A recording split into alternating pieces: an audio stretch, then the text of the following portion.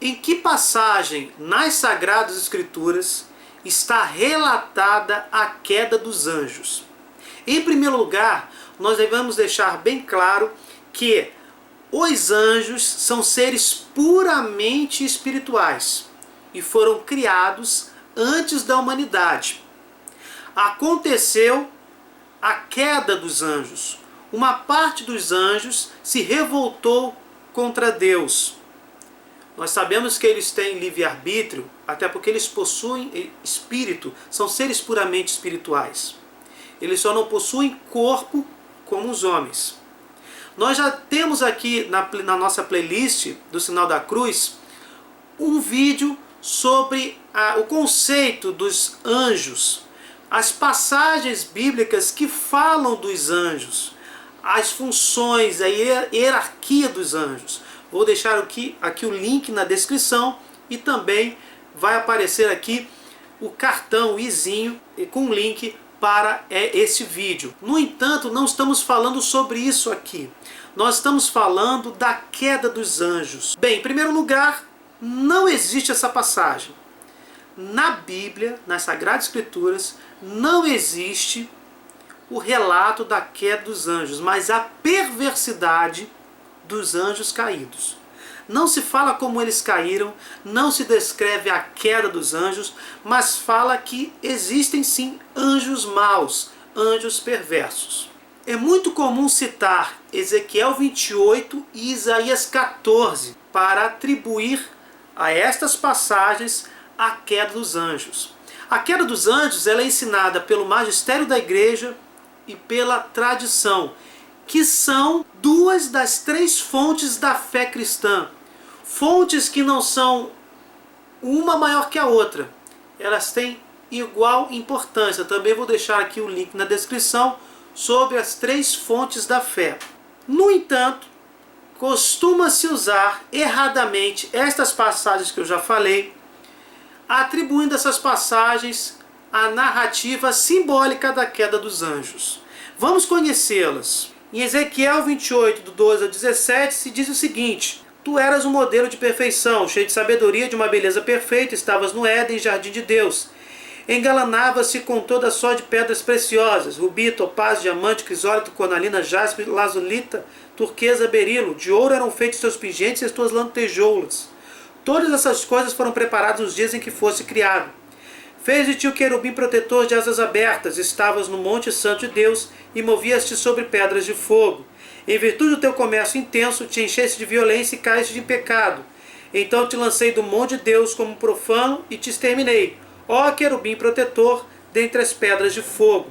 O teu coração se exaltou com tua beleza, perverteste a tua sabedoria por causa do teu esplendor. Assim te atirei por terra e fiz de ti um espetáculo à vista dos reis. Em virtude da tua iniquidade, por causa da desonestidade do teu comércio, profanaste os teus santuários.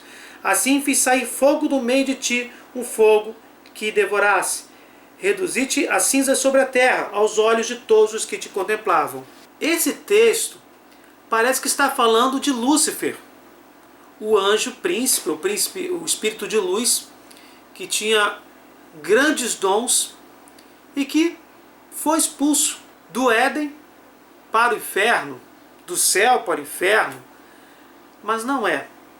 Essa passagem não está se referindo a isso. Se trata de oráculos proferidos contra nações pagãs, como os habitantes de Tiro, filisteus e egípcios. Este texto se refere à queda do rei de Tiro, Etibaí II.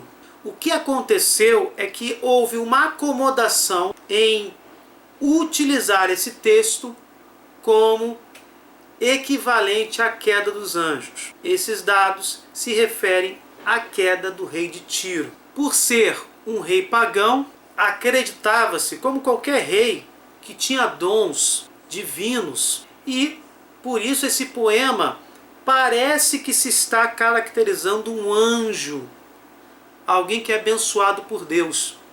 Mas como rei pagão, se prediz a sua queda e se demonstra o momento em que ele cai em pecado, que cai em desgraça. Também em Isaías 14 existe uma acomodação espontânea do texto lembrando, equivalendo-se à queda dos anjos, que não é correto.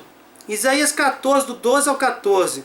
Como caíste do céu, ó estrela d'alva, filho da aurora, como foste atirado à terra, vencedor das nações.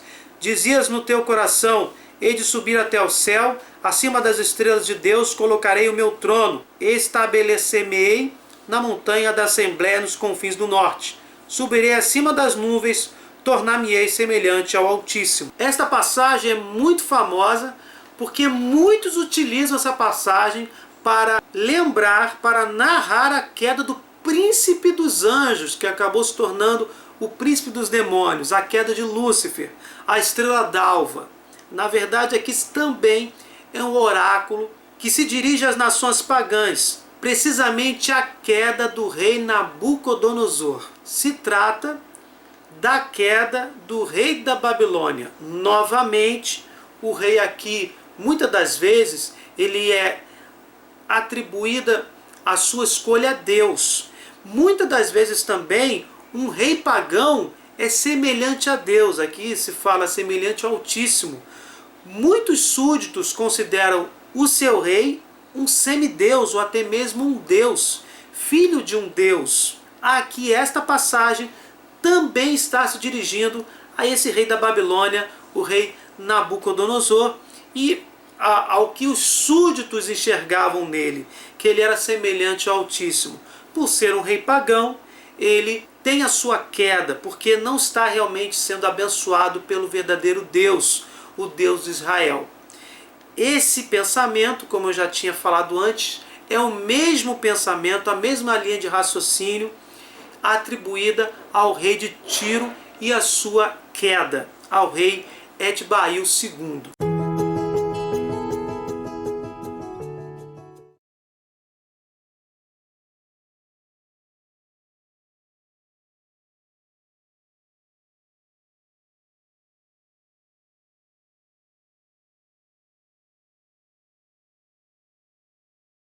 No primeiro versículo de Gênesis 6, também se utilizou tal passagem para falar da queda dos anjos. Quando os homens começaram a ser numerosos sobre a terra, eles nasceram filhas, os filhos de Deus viram que as filhas dos homens eram belas e tomaram como mulheres todas as que lhes agradaram. A tradição dos rabinos, ainda que tardiamente os primeiros cristãos, viram nessa expressão os filhos de Deus, os anjos, que teriam até uma relação sexual com as mulheres.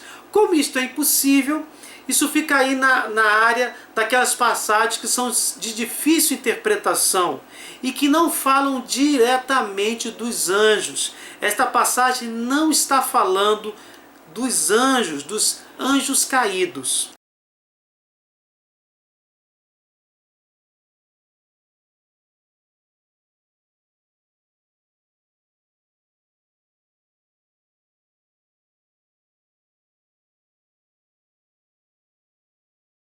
Na carta de Judas, versículo 6, também temos uma passagem que muitos atribuem ser a narração da queda dos anjos. Quanto aos anjos que não conservaram seu principado, mas abandonaram sua morada, guardou-os presos em cadeias eternas sob as trevas para o julgamento do grande dia. Na segunda carta de Pedro, capítulo 2, versículo 4, também temos uma passagem que diz: se Deus não poupou os anjos que pecaram, mas lançou-os nos abismos tenebrosos do Tártaro. Os apóstolos utilizam esta linha de raciocínio para mostrar o quê? Que o pecado não fica impune. Não está exatamente falando da queda dos anjos, do pecado dos anjos, mas dizendo que todos aqueles que se assemelham aos anjos, que procuram a Deus e pecam, vão com certeza arcar com as consequências. Nenhum pecado fica impune. Todo pecado requer conversão, arrependimento e que, logicamente, o dano que o pecado causou seja reparado. Então, tanto a passagem da segunda carta de Pedro quanto o versículo 6 da carta de Judas não está se referindo precisamente sobre a queda dos anjos. Não está falando da queda dos anjos caídos, mas falando desta certeza de que nenhum pecado fica impune. Também uma passagem de Apocalipse faz uma alusão, muitos utilizam esta passagem fazem uma acomodação para mostrar que esta passagem se refere à queda dos anjos. Apocalipse 12, do 7 ao 9. Houve então uma batalha no céu. Miguel e seus anjos guerrearam contra o dragão. O dragão batalhou juntamente com seus anjos, mas foi derrotado e não se encontrou mais lugar para eles no céu. Foi expulso o grande dragão, a antiga serpente, o chamado diabo ou Satanás, sedutor de toda a terra habitada. Foi expulso para a terra e seus anjos foram expulsos com ele. O autor do Apocalipse recorre a uma imagem para dizer que a ressurreição e a ascensão de Cristo aos céus significam que Satanás, dominador dos homens, está superado. Isso é, por exemplo, o que diz Santo Agostinho, quando fala que Satanás é um cão amarrado que pode latir muito, mas só morde a quem se lhe chega perto. Aqui fica muito clara a queda dos anjos. No entanto, não se trata da queda inicial, mas a queda dos anjos caídos diante da vitória de Jesus sobre a morte, sua ressurreição e também sua ascensão. Neste momento, Jesus está vencendo o maligno e seus servos, seus asseclas. Se trata aqui da queda final dos anjos caídos e não da queda inicial.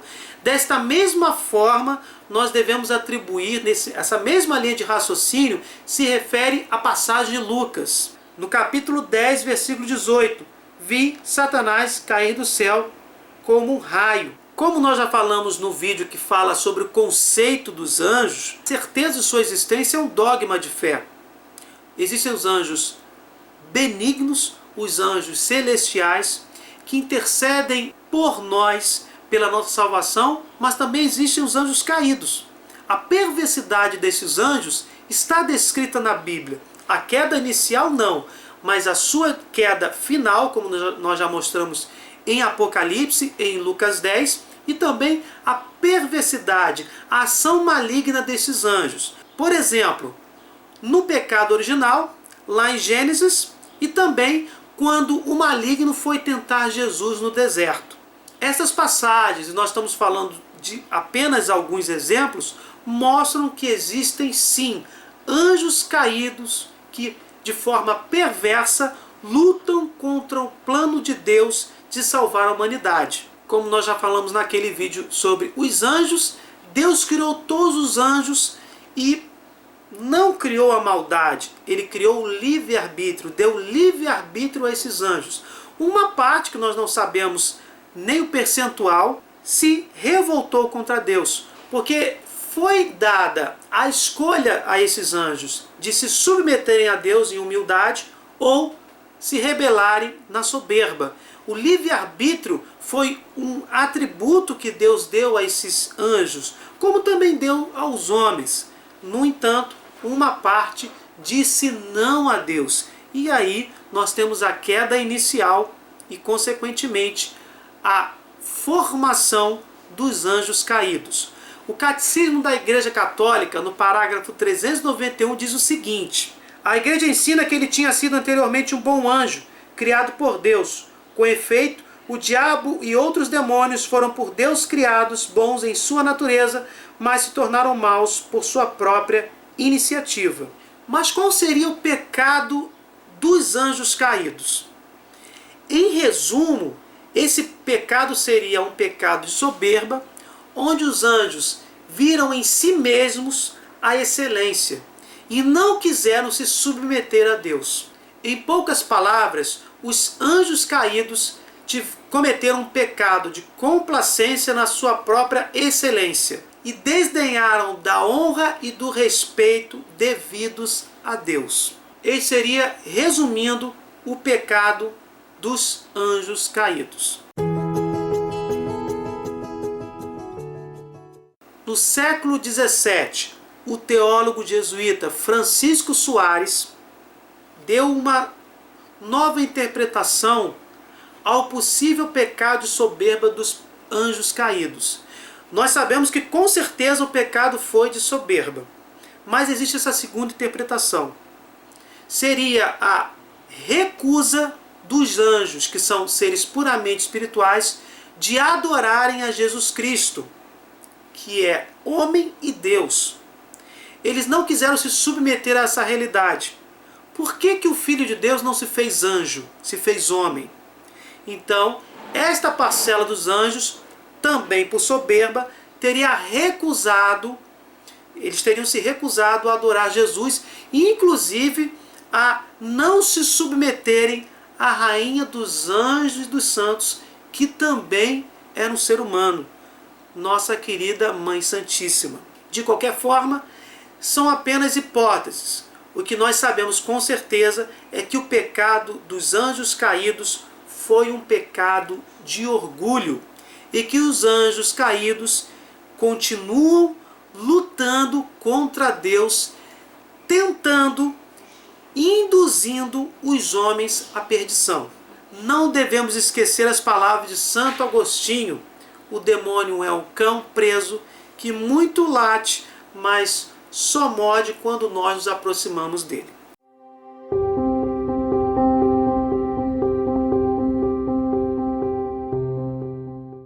A queda inicial dos anjos não está descrita na Bíblia, somente a perversidade dos anjos caídos, a existência sim de anjos que lutam contra o projeto de Deus de salvar os homens, e também, como está em Apocalipse, se narra a queda final desses anjos perversos. Se vocês gostaram, deixem o seu like, compartilhem, se inscrevam no canal, desculpe qualquer coisa, fique com Deus e até o próximo vídeo.